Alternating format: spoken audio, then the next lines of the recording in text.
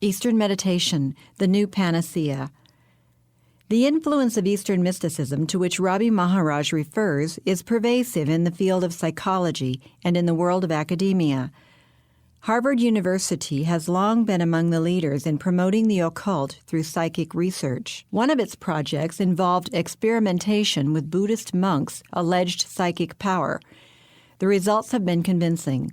For example, a Harvard film crew dressed for the Arctic set out in 0-degree Fahrenheit weather from a 17,000-foot elevation monastery, accompanying 10 monks who wore only sandals and light cotton wraparound cloths. At 19,000 feet, on a rocky cliffside ledge, quote, the monks took off their sandals and squatted down on their haunches, leaned forward, put their heads on the ground, and draped the light cotton wrappings over their bodies, end of quote. Harvard professor Herbert Benson reported, quote, in this position, being essentially naked, they spent the entire night practicing a special type of Gautama meditation called Repu. A light snow drifted down over them during their early morning hours.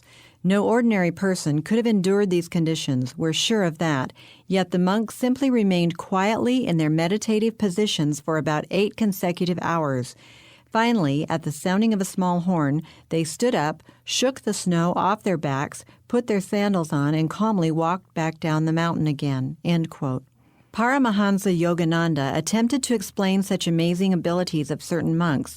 Quote, Lord Krishna pointed out the holy science by which the yogi may master his body and convert it at will into pure energy. The possibility of this yogic feat is not beyond the theoretical comprehension of modern scientists, pioneers in an atomic age. All matter has been proved to be reducible to energy, end quote. In fact, there is no evidence that any atomic conversion of any part of a yogi's body takes place. If that were the case, yogis would not need to eat, drink, or sleep for days at a time and could duplicate the feats of Superman.